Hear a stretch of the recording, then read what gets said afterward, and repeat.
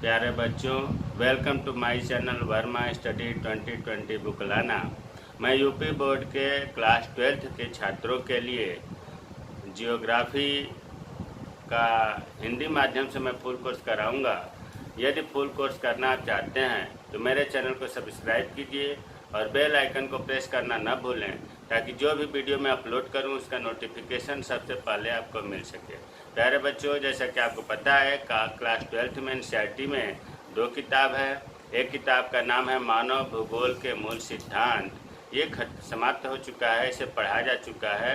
और दूसरी किताब है भारत लोग और अर्थव्यवस्था। भारत लोग और अर्थव्यवस्था में भी दूसरा चैप्टर चल रहा है, प्रवास, कारण, प्रकार और परिणाम।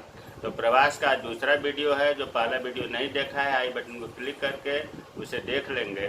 तो आज हम लोग पढ़ेंगे प्रवास के प्रकार। इससे पहले वाले वीडियो में हमने पढ़ाया था प्रवास किसे कहते हैं, प्रवास के रूप या भेद कौन से हैं, जैसे प्रवास और प्रवास के बारे में बताया था। प्रवास के कारक, प्रतिकर्ष कारक, अपकर्ष कारक के बारे में बताया था।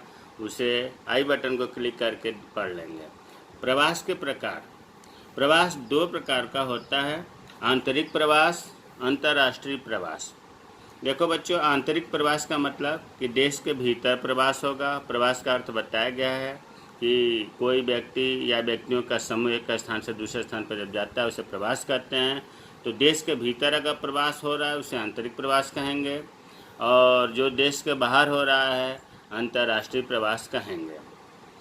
आंतरिक प्रवास 2 तरह का होता है, अंतर्राज्यीय प्रवास, अंतर्राज्यीय प्रवास। देखो नाम में थोड़ा सा अंतर है। अंतः का मतलब होता है अंदर, अंतःपुर जो कहते थे ना कि अंतःपुर, इसका मतलब अंतः का अर्थ आप याद रखें कि होता है अंदर, अर्थात राज्य के भीतर, राज्य के अंदर प्रवास होगा उसे कहेंगे अंतर्राज्यीय प्रवास। और ये अंतर्राज्यीय है, मतलब 2 राज्यों के बीच में, राज्य के बाहर जो प्रवास होगा उसे अंतर्राज्यीय प्रवास कहेंगे। आंतरिक प्रवास के 2 प्रकार हो गए, अंतर्राज्यीय प्रवास, अंतर्राज्यीय प्रवास। इन दोनों की धाराएं का मतलब दिशाएं से है, अर्थात कहां से कहां तक, किस दिशा से किस दिशा का प्रवास होता है। तो रूरल से रूरल, अर्थात ग्रामीण के लोग ग्रामीण में जाकर बसते हैं, ग्रामीण से नगरीय लोग जाकर बसते हैं, रूरल से अर्बन, नगर से नगर, अर्बन टू अर्बन, और नगर से ग्रामीण, अर्थात अर्बन से रूरल। तो ये हुआ आपका धाराएं या प्रवास की दिशाएं। अब देखो अंतर्राष्ट्रीय प्रवास, यहाँ हमने लिख दिया कि अंतर्राष्ट्रीय प्रवास के अनुसार लोग अंतर्राष्ट्रीय सीमाओं को पार करने के बाद देश के बाहर जाते हैं। अर्थात एक शब्द में कहें कि 2 देशों के बीच या देश के बाहर प्रवास होता है अंतर्राष्ट्रीय प्रवास। आंतरिक प्रवास, जिसके अनुसार लोग देश के भीतर ही एक क्षेत्र से दूसरे क्षेत्र की तरफ प्रवास करते हैं, आंतरिक प्रवास हुआ। आंतरिक प्रवास 2 प्रकार का होता है, अंतर्राज्यीय प्रवास, अंतर्राज्यीय प्रवास। अंतर्राज्यीय प्रवास में बताया अभी हमने कि एक राज्य के भीतर ही एक स्थान से दूसरे स्थान को प्रवास करते हैं, तो उसे अंतर्राज्यीय प्रवास कहते हैं। अंदर मतलब राज्य के भीतर, राज्य के अंदर। अंतर्राज्यीय, राज्य के बाहर। जब प्रवास एक राज्य से दूसरे राज्य की ओर होता है तो उसे अंतर्राज्यीय प्रवास कहते हैं। अंतर्राज्यीय प्रवास में क्या होगा कि जब राज्य के भीतर होगा तो एक जिले से दूसरे जिले में या एक गांव से दूसरे गांव में प्रवास होगा, और ये राज्य के बाहर हो रहा है तो इसे तो हम कहेंगे यही कि प्रवास राज्य से दूसरे राज्य में होता है। तीसरा, यह प्रवास मुख्यतः आर्थिक व सामाजिक कारणों से होता है। भाई गांव से दूसरे गांव में क्यों लोग जाएंगे बसने के लिए? सामाजिक कारण हो सकता है, पता चला कि 2 भाई हैं तो एक भाई एक गांव में रह गया, दूसरा भाई दूसरे गांव में बस गया, सामाजिक कारण हो गया। या आर्थिक कारण, पैसे कमाने के उद्देश्य से भी हो सकता है। तो ये जो अंतर्राज्यीय प्रवास है इसका आर्थिक और सामाजिक दोनों कारणों से होता है, जबकि अंतर्राज्यीय प्रवास जो है केवल आर्थिक कारणों से, यहाँ सामाजिक कारण लुप्त है, आर्थिक कारणों से मतलब पैसे कमाने के उद्देश्य से आर्थिक प्रवास या आर्थिक कारणों से यह प्रवास होता है। ये आपका प्रवास का प्रकार रहा। एक दूसरे ढंग से भी अगर ऊपर वाला आपको नहीं याद हो पाता है तो इस तरह से भी प्रवास का प्रकार कर सकते हैं। लेकिन बढ़िया ऊपर का ही वर्गीकरण माना जाता है। इसमें क्या है, अंतर महाद्वीपीय स्थानांतरण, प्रवास को ही स्थानांतरण, माइग्रेशन। देखिए स्थानांतरण और प्रवास एक ही चीज़ है। अंतर महाद्वीप, जैसे नाम से लग रहा है कि दो महाद्वीपों के बीच में जब प्रवास हो उसे कहते हैं अंतर महाद्वीपीय स्थानांतरण या प्रवास।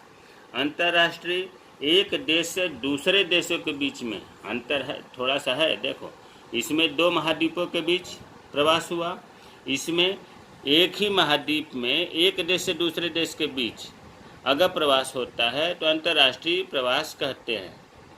अंतर्देशीय स्थानांतरण, जब एक ही देश में राज्यों के बीच प्रवास हो तो उसे अंतर्देशीय स्थानांतरण कहते हैं। अंतर्राज्यीय, जब राज्यों के अंदर एक ही राज्य में जिलों के बीच अगर स्थानांतरण हो तो उसे अंतर्राज्यीय स्थानांतरण कहते हैं। स्थानीय स्थानांतरण, जब जिलों के अंदर गांव और शहरों के बीच में हो तो उसे स्थानीय स्थानांतरण कहते हैं। प्यारे बच्चों, अगर इसी को हम ध्यान से देखें तो जो अंतर महाद्वीप है अर्थात दो महाद्वीपों के बीच प्रवास होता है, अंतर्राष्ट्रीय स्थानांतरण जो एक महाद्वीप में एक देश से दूसरे देश के बीच में होता है, इन दोनों को मिलाकर के ही अंतर्राष्ट्रीय प्रवास कहा गया। जो ऊपर अंतर्राष्ट्रीय प्रवास और आंतरिक प्रवास है, तो अंतर्राष्ट्रीय प्रवास के अंदर अंतर महाद्वीपीय और अंतर्राष्ट्रीय हो गया, अर्थात एक देश से बाहर की बात हो रही है। और जो अंतर्देशीय एक ही देश में राज्यों के बीच होता है, अंतर्देशीय स्थानांतरण को हम आंतरिक प्रवास कहते हैं। मतलब एक ही देश के अंदर प्रवास होना, और ये दो प्रकार का होता है, अंतर्राज्यीय स्थानांतरण राज्यों में जिलों के बीच, और अंतर्राज्यीय जिसको स्थानीय स्थानांतरण भी कहते हैं, इसको अंतर्राज्यीय स्थानांतरण भी कहते हैं। अर्थात ये जो ऊपर दोनों प्रकार हैं आंतरिक प्रवास का, ये दोनों हो गए। तो घुमा फिरा कर के बात एक ही चीज़ है। इसके बाद हम लोग पढ़ेंगे प्रवास के कारण, स्थानांतरण के कारण, काजेज ऑफ माइग्रेशन। देखिए कारण बहुत महत्वपूर्ण है इस पाठ का। यह चार तरह का होता है, प्राकृतिक या भौतिक कारण जिसको फिजिकल काजेज भी कहते हैं, आर्थिक कारण इकोनॉमिक्स काजेज भी कहते हैं, राजनीतिक कारण पॉलिटिकल काजेज, सामाजिक और सांस्कृतिक कारण सोशियो कल्चरल काजेज।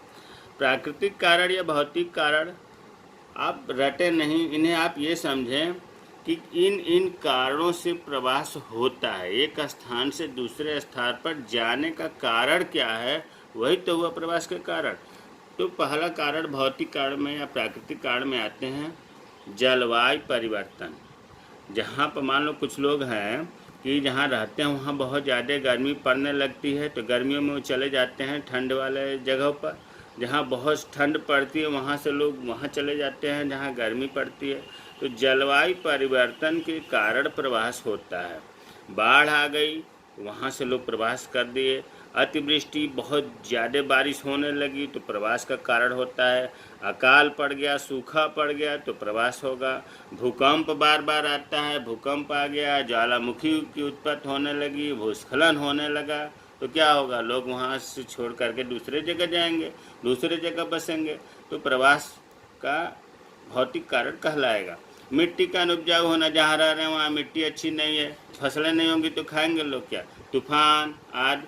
ये आपको समझ में आ गया होगा कि प्राकृतिक कारण या भौतिक कारण के ढेर सारे जो उदाहरण हैं वो प्रवास के कारण हैं। अब आते हैं आर्थिक कारण। आर्थिक कारण में सबसे महत्वपूर्ण जो है वो रोजगार। आर्थिक मतलब पैसे कमाने के लिए। यहाँ तो मजबूरी थी प्रकृति के द्वारा, यहाँ पैसे कमाने या अन्य विकल्प है आर्थिक कारण में, अर्थ से संबंधित है। तो रोजगार के लिए जब एक स्थान से दूसरे स्थान पर लोग जाते हैं तो आर्थिक कारण में आता है। और क्या क्या हो सकता है, कृषि के लिए नई भूमि की प्राप्ति। किसी को पता चल जाए तो वहाँ नई भूमि मिलेगी, अच्छी भूमि मिलेगी, उपजाऊ भूमि मिलेगी खेती करने के लिए, तो वहाँ जाकर वो बसेगा। अधिक उपजाऊ भूमि का आकर्षण, मतलब अधिक उपजाऊ भूमि है तो लोग आकर्षित होंगे, वहाँ जाएंगे। खनिज संपदा, पता चला वहाँ खनिज संपदा ज़्यादा है तो लोग जाना पसंद करेंगे, प्रवास होगा। वहाँ वन संपदा है, वन ज़्यादा है तो वनों से रोजगार मिलता है तो लोग वहाँ प्रवास करेंगे। व्यापार की सुविधा, यातायात की सुविधा, सिंचाई की सुविधा, अगर ये तीनों सुविधाएं जहाँ हैं वहाँ प्रवास होगा। औद्योगिक केंद्रों के प्रति आकर्षण होगा, उद्योग ज़्यादा है वहाँ पर तो वहाँ पर लोग प्रवास करेंगे। तो आर्थिक कारण में सबसे महत्वपूर्ण तो रोजगार है, बाकी ये पॉइंट भी महत्वपूर्ण हैं, ये आर्थिक कारण कहलाते हैं। अब आते हैं राजनीतिक कारण। राजनीतिक कारण का मतलब कि अगर कहीं पर युद्ध हो गया, दंगे हो गए, तो वहाँ से लोग प्रवास करेंगे। लड़ाई झगड़े बार बार हो रहे हैं तो प्रवास करेंगे। आतंकवाद का डर है तो प्रवास करेंगे। उपनिवेशवाद, किसी का आधिपत्य है, कोई वहाँ पर किसी का मतलब बहुत ज़्यादा, जैसे ब्रिटिश शासनकाल यहाँ अपना चलाते थे, उस तरह से अगर है तो फिर वहाँ से भी लोग भागना चाहेंगे। अगर कहीं पर विजय प्राप्त कर लिए तो वहाँ जाकर बसेंगे, प्रवास करेंगे। ये सब जो है राजनीतिक प्रवास या राजनीतिक कारण है प्रवास के। अब आते हैं सामाजिक व सांस्कृतिक कारण। कोई धर्म का प्रचार प्रसार करने के लिए गया और वहीं बस गया, ये क्या है? सांस्कृतिक कारण। आंतरिक शांति की खोज। कुछ लोग होते हैं कि आंतरिक शांति के लिए, मोक्ष प्राप्ति के लिए एक स्थान से दूसरे स्थान पर जाते हैं। स्वास्थ्यवर्धक स्थानों पर बसने के, अगर कहीं पर जलवायु मतलब स्वास्थ्यवर्धक स्थान बढ़िया है तो वहाँ समाज वहाँ जा कर के बसने की इच्छा करता है। ये सामाजिक व सांस्कृतिक कारण है। तो प्यारे बच्चों, यह जो आज हम लोगों ने पढ़ा कि प्रवास के प्रकार क्या है, प्रवास के कारण क्या है, हमें उम्मीद है कि समझ में आ गया होगा। अगर नहीं समझ में आया होगा तो कमेंट बॉक्स में कमेंट करें। मेरे चैनल को सब्सक्राइब कीजिए और कमेंट और शेयर करें, बेल आइकन को प्रेस करें ताकि मैं मोटिवेट हूँ, वीडियो अच्छा से अच्छा बना सकूँ। जय हिंद, जय भारत।